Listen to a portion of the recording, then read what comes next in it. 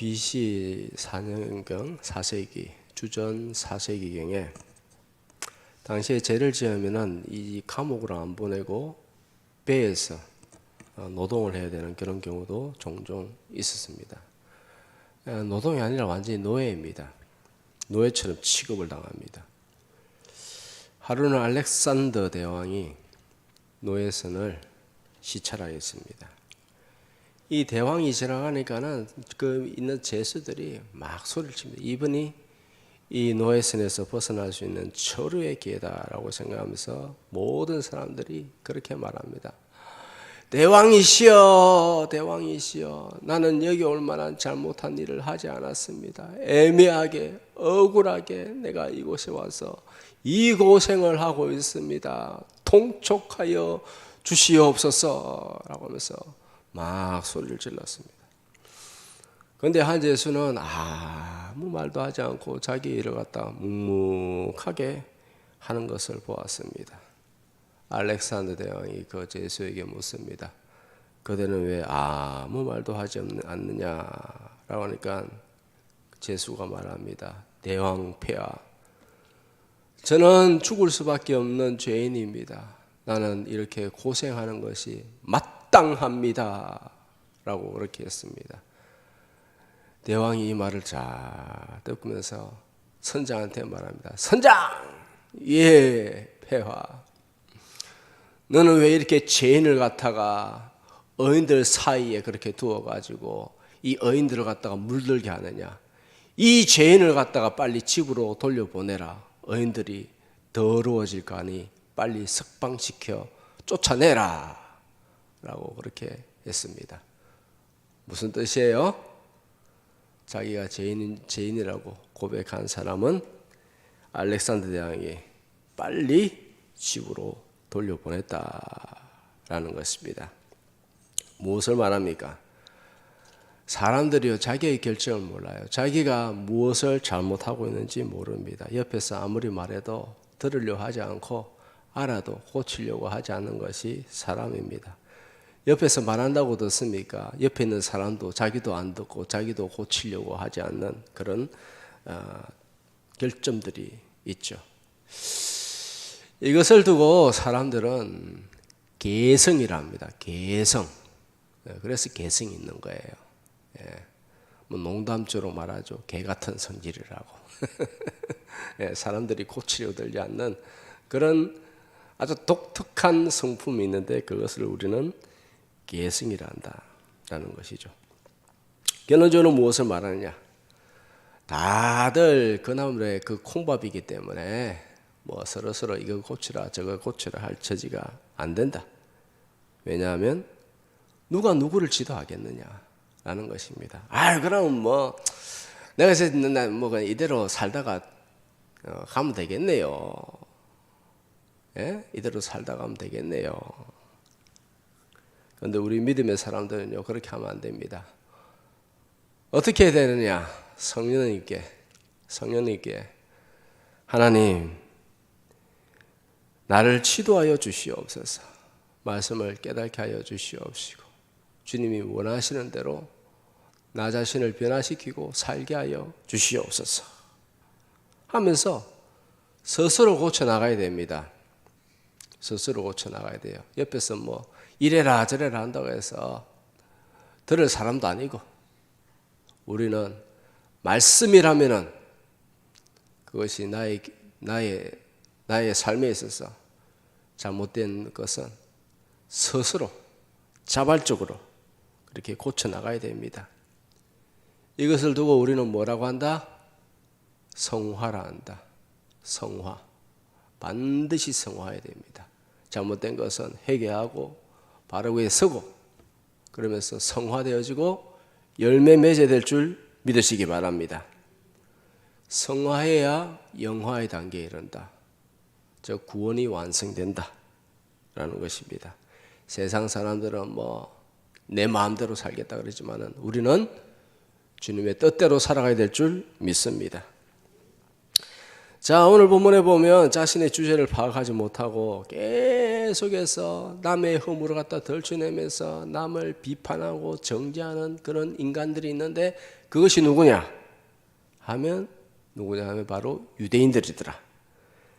스스로 생각하기를 자신은 하나님을 잘 알고 있다, 잘 믿고 있다라고 그렇게 생각합니다. 그들은 율법을 대해서 들었고 율법을 통해서 하나님을 들었고 하나님에 대해서 배웠고 하나님을 많이 안다고 생각했고 심지어 자신의 믿음이 좋다고 생각했습니다. 그런데 사실 율법은 알지만은 율법으로 자신을 판단하고 자신을 정죄하고 자신을 연단해야 되는데 그 율법으로 어떻게 한다? 남을 판단하고 남을 정죄한다는 거예요. 율법으로 어떻게 해야 된다고요? 말씀으로? 말씀으로 자신을 판단하고 자신을 정죄해야 돼요. 잘못된 거 있으면 빨리 해결하고 고치고 성화해 나가야 됩니다. 아시겠죠? 그런데 이 유대인들은 율법을 가지고 자신이 아니라 남을 판단하고 정죄하고 뭐가 옳리 그러니 감나라 대추나라 그런 식으로 하는 것이죠. 그러니까 사도 바울이 그들에게 대해서 이렇게 말합니다. 1절 시작. 그러므로 남을 판단하는 사람아 누구를 막론하고 내가 핑계하지 못할 것은 남을 판단하는 것으로 내가 너를 정죄함이니 판단하는 내가 같은 일을 행함이라. 아멘. 자, 막 판단하고 정죄하는데요. 그런데 그 사람이 하는 일을 갖다 누가 한다고요? 나도 한다는 거예요. 나도 한다. 다 경험 있죠, 그죠? 다 그렇습니다. 인간은 다 그래요. 다 남이 하는 건 나도 하고, 내가 하는 건 남이 하고, 뭐 다 그렇습니다. 율법을 통해서 남의 허물을 판단하고 정죄하는 이것은 마귀가 하는 것입니다. 자, 유대인들이 그렇게 했는데요. 우리들도 참 조심해야 되죠. 유독 우리 한국 사회에 유독 남에 대한 비판이 아주 심합니다. 특별히 인터넷이 발달해가지고 인터넷 댓글에 보면 온갖 욕설이 막 올라가 있습니다. 나는 의롭고 남은 의롭지 못하고 나는 많이 알고 남은 모른다. 그러면서 남에 대해서 막 그렇게 하죠. 멍텅구리 파고 축구 온다리라고 하면서 막 그러는데 참 보면은 웃기지도 않죠. 나는 문제가 없고 남에게만 문제가 있다라는 식으로 그렇게 인터넷에 댓글들이 막 올라옵니다. 참 보면은 너무 수준이 떨어져 가지고요. 댓글 안 본 지가 꽤 됐습니다. 혹시나 싶어서 이 글에는 무슨 댓글이 올라오나 싶어서 보면은 또 수준 이하의 아주 유치한 댓글도 올라오고. 자, 이거는 세상뿐만 아니라 교회에서도 다분히 많습니다. 말씀을 들어도 자신한테는 적용시키지 않고 남에게 적용시키는 사람들이 많죠. 예를 들어서 야, 오늘 말씀은 말이야 김집사 들으는데 김집사 잘 듣고 있나? 박집사 잘 듣고 있나? 여기 있는 박집사 김집사 말하는 게 아니에요. 그냥 예를 들어서 그렇다는 거예요. 박이 김 또 뭐죠? 하나 더 많이 있는 거. 하여튼 자기한테는 자기가 고쳐야 될 것을 생각하지 않고 남이 잘못한 것에 대해서 계속 생각하는 사람. 모든 말씀은 다 나에게 하는 말씀입니다. 전하는 자도 나에게 하는 말씀이요 듣는 자도 마찬가지요. 남을 판단하는 것은 아주 어리석고 위험합니다. 왜냐하면 자기 스스로 정죄하고 판단하기 때문입니다. 그 사람 행한 것 나도 행하기 때문입니다. 그리고 남을 판단하고 정죄할 수 있는 분은 누구냐? 심판자 되시는 하나님밖에 없음을 믿으시기 바랍니다. 그런데 자기 분수도 모르고 남을 판단하고 정죄하는 자가 있으니 누구냐? 마귀들이죠. 마귀에게 속은 사람들이 또 마귀의 모양, 자기 아비 마귀 따라서 남을 판단하고 정죄합니다. 율법으로 항상 나 자신을 판단하고 내가 주님 앞에 서야 될 줄 믿습니다. 자, 계시록 12장 10절, 이 마귀의 특징에 대해서 이렇게 소개하고 있습니다. 시작. 우리 형제들을 참수하던 자, 곧 우리 하나님 앞에서 밤낮 참수하던 자가 쫓겨났고, 우리 형제들을 참수한다. 우리 형제들을 참수한다. 밤낮 참수하는 자가 있는데 이 자가 누구냐면 바로 마귀다. 우리는 말씀을 따라서 남이 아니라 나에 대해서 판단하고 내가 하나님 앞에 굳건하게 말씀 위에 서리라. 말씀으로 나를 정죄하고 예수님의 보혈로 내가 회개하고 그래서 말씀 위에 세우는, 반석 위에 세우는 그런 인생이 되리라 라고 그렇게 마음가짐으로 살아가야 될 줄 믿습니다. 그것이 성도의 정체성입니다. 성도의 가장 기본적인 자세, 그것이 바로 성도의 가장 기본적인 자세다라는 것이죠. 그러다 보면 자연히 열매 맺겠죠, 그죠? 왜 열매가 없겠어요? 말씀이 없기 때문에. 말씀을 가지고 자신을 갖다가 잘못된 것을 판단하면은 왜 열매를 안 맺겠어요? 아, 이게 잘못됐구나. 내가 주님의 말씀 앞에서 이게 잘못됐구나 라고 생각하면은, 주님 도와달라고 하면 하나님께서 그 모든 것을 행할 수 있는 힘을 주실 줄 믿으시기 바랍니다. 내가 하는 것이 아니라 성령님께 도움을 구하면 성령님께서 행하실 줄 믿습니다. 자, 남을 판단하고 정죄하면 어떤 일이 생기는가? 3절에 기록되어 있습니다. 시작. 이런 일을 행하는 자들을 판단하고도 같은 일을 행하는 사람아, 내가 하나님의 판단을 피할 줄 생각하느냐? 네가 이런 일을 행하면서 딴 사람을 판단하면서 같은 일을 행하는 사람아, 너가 하나님의 심판을 피할 줄로 생각하느냐? 그렇지 않다는 거예요. 예. 우리는 남이 하는 일 다 따라합니다. 또 안 한다는, 앞으로도 안 한다는 보장도 없습니다. 그러기에 남에 대해서 판단하고 정죄하는 일은 일절 하지 말아야 된다. 대신에 어떻게 해야 된다? 나를 판단하고 나를 정죄해야 돼요. 아시겠죠? 누구를 정죄하라고요? 나를 정죄해야 돼요. 말씀으로 나를 정죄해야 돼요. 그러면 어떻게 해야 돼요? 그 다음 단계가 예수님의 보혈로 나를 씻겨주시옵소서 하면서 그래야 열매가 맺어진다. 하나님의 자녀로서 열매가 맺어지는 그런 인생을 살게 된다라는 것입니다. 자, 하나님께서는 같은 일을 행하는 사람들을 향하여서 심판하신다.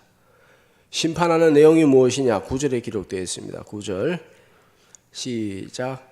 악을 행하는 그 사람의 영에는 환난과 공고가 있으려니 먼저는 유대인에게요 그리고 헬라인에게며 악을 행하는 자들에게는 반드시 환난과 공고가 있다. 뿌린 대로 거둔다. 선을 뿌리면은 좋은 것을, 존귀와 영광과 생명을 거두고 평화를 거두고, 악을 뿌리면은 반드시 벌과 심판을 받게 되어진다 라는 것이죠. 자, 근데 그 순서가 무엇이냐면 유대인부터다. 즉 말씀을 아는 자부터 먼저 하나님께서 심판하신다라는 것입니다. 그러면 말씀을 모르는 자들은 면제를 받느냐? 모르고 죄지으면 면제 받아요? 나 몰랐는데요. 몰라서 했는데요. 모르면 그럼 면제를 받느냐? 그렇지 않습니다. 모르는 자들에 대해서 어떻게 하느냐? 자, 12절 시작. 무릇 율법 없이 범죄하는 자는 또한 율법 없이 망하고, 무릇 율법이 있고 범죄하는 자는 율법으로 말미암아 심판을 받느니라. 아멘. 쉬운 말로 하면요, 고범죄를 지었건 자범죄를 지었건 알고 지었건 모르고 지었건 의도를 하고 지었건 의도하지 않고 지었던 간에 하나님께서는 심판하신다. 근데 죄질이 나쁜 게 있어요. 계획범죄. 딱 저놈 갖다 어떻게 해버려야 되겠다 해가지고 막 그 준비해가지고 그렇게 범죄하는 거.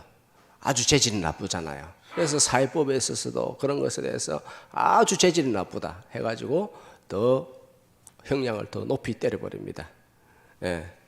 율법을 알고 짓던 모르고 짓던 범죄에 대해서는 반드시 책임을 져야 됩니다. 모르고 짓는 것보다 알고 짓는 죄가 더 심하죠. 우리는 말씀을 알고 있기 때문에 알고 짓는 죄가 더 심합니다. 그래서 먼저는 유대인에게요. 말씀을 알고 있는 자라는 거예요. 알고 있는 자가 알고 있으면서 고의로 고범죄를 짓는다. 이거는 더 나쁘다는 거예요. 그런데 모르고 짓는 사람, 말씀에 대해서 모르는 사람 뭐예요? 아이고, 그럼 말씀 모르는 사람 좋네요. 그럼 교회 안 다니는 사람 좋네요. 뭐예요?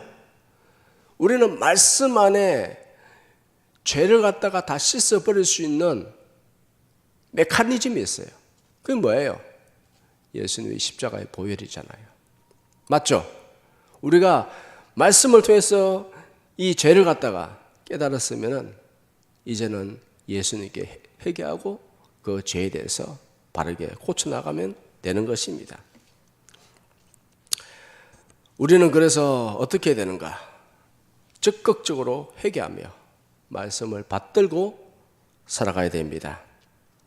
10절에는 그렇게 말합니다. 선을 행하는 자에게는 영광과 존귀와 평강을 약속합니다. 먼저는 유대인에게요, 그리고 헬라인에게다. 즉 성도들에게 약속한 말씀을 알고 있는 사람들에게 먼저 영광과 존귀와 평강을 주신다라고 말씀하고 있습니다. 자, 그러면 이제 주님은 무엇을 근거로 해서 우리를 판단하시고 복을 주시는가? 무엇을 근거로 해서? 첫째로는 하나님의 진리대로 우리를 판단하신다. 2절 봉독하겠습니다. 시작. 이런 일을 행하는 자에게 하나님의 심판이 진리대로 되는 줄 우리가 진리대로 하나님께서 심판하신다. 하나님의 공의대로 심판하신다. 하나님은 외모를 따라 판단하지 않으시고 우리의 중심을 보시고 판단하신다 라는 것이죠. 잘 아시는 말씀 사무엘상 16장 7절 시작. 여호와께서 사무엘에게 이르시되 그의 용모와 키를 보지 말라. 내가 이미 그를 버렸노라. 내가 보는 것은 사람과 같이 아니하니 사람은 외모를 보거니와 나 여호와는 중심을 보느니라 하시더라. 아멘. 사람은 외모를 봅니다. 외모를 보고 판단하고 외모를 보고 거기다가 줄을 서죠. 그 사람 학벌, 재벌, 기타 등등 힘이 있으면은 외모를 보고 판단합니다. 그러나 하나님께서는 중심을 보고 판단하신다. 예. 하나님은 우리가 행한 일에 대해서 결과를 보고 판단하지 않습니다. 마음의 동기를 보고 주님께서 판단하십니다. 우리가 충성을 다해서 맡은 일을 감당했지만은 결과가 좋지 않을 때가 있습니다. 그러나 오직 하나님께 영광을 올려드리겠다. 하나님 말씀대로 하겠다. 그런 마음으로 행하면 주님께서 인정해 주십니다. 주님께서 인정해 주시는 것이 중요합니다.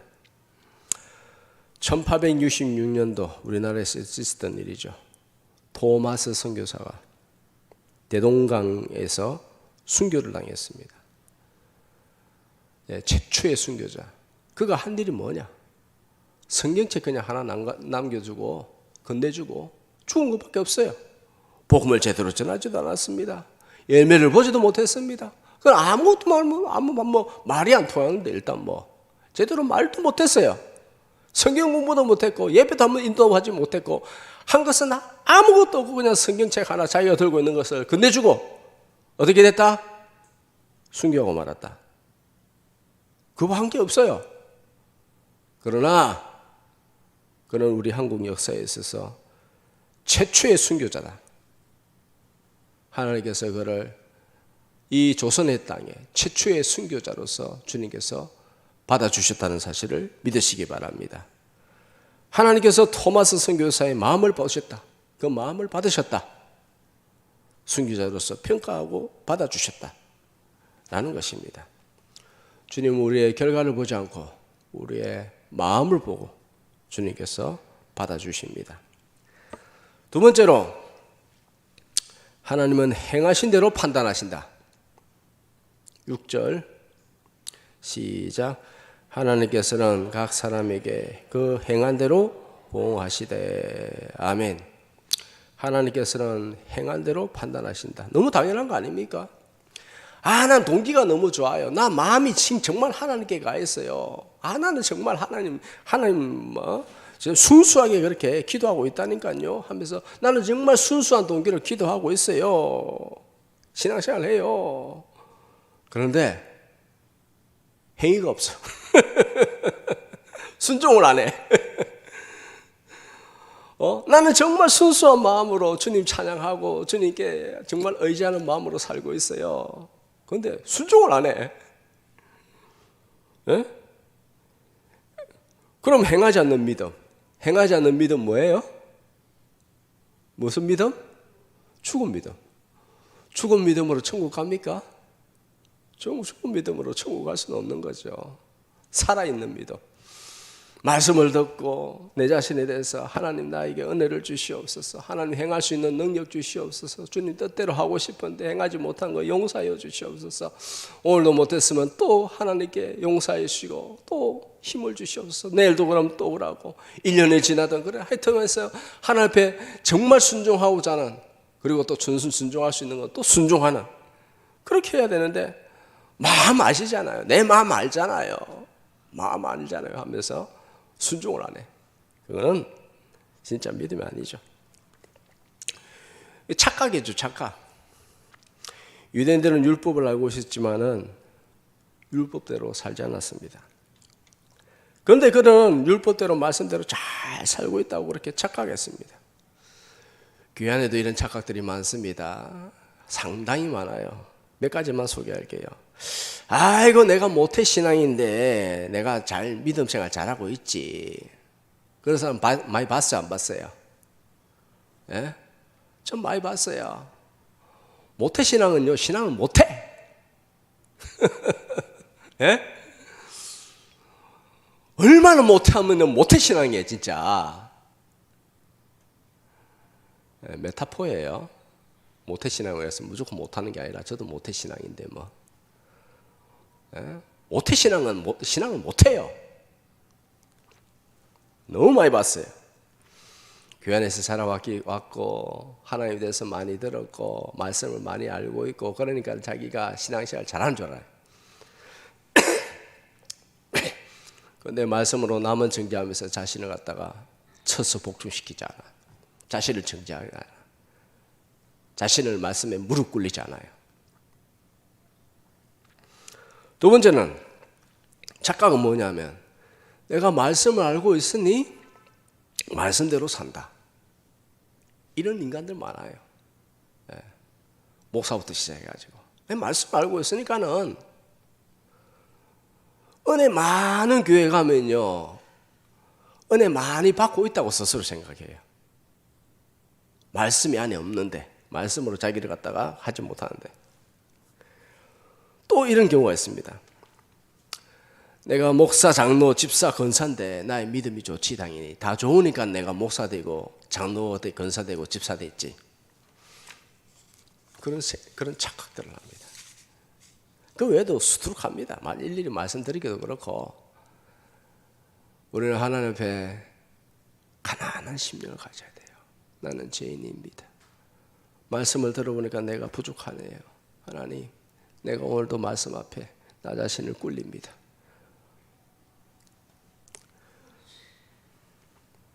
중요한 것은 성령님이 여러분에게 하시는 말씀을 들어야 됩니다. 순종하기에 힘써야 됩니다. 자, 13절 하반절에 보면 오직 율법을 행하는 자라야 의롭다 함을 얻으리니. 어떻게 행하느냐? 내 힘으로 안 됩니다. 하나님 도와주세요. 도와주십시오. 그러면 성령님께서 나의 마음을 온전히 주장하여 주실 줄 믿습니다. 잘못된 것을 깨닫고 도와달라고 해야 되죠.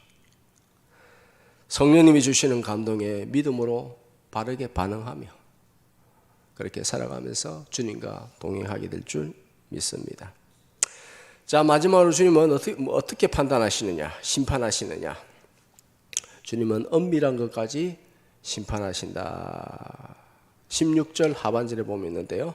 앞에 적어놨지는 않았습니다. 우리 성경책 16절 한번 다 같이 공독하겠습니다. 성경책을 보면서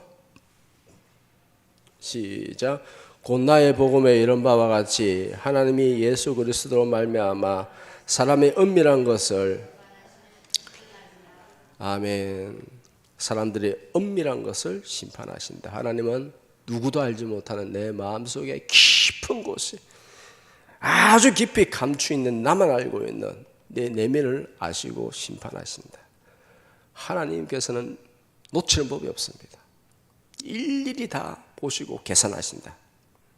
하나님은 아주 시스테미컬 철저히 계산하신다. 그래야 공의의 하나님이죠. 예를 들어서 내가 비밀 일기장이 있어요. 그 안에는 나만 홀로 고민하고 있는 것들, 번민하고 있는 것들, 그리고 내 마음속에 솟아오르는 욕망, 그런 것까지 세세히 다 적어놨어요. 세세히 다 적어놨어요.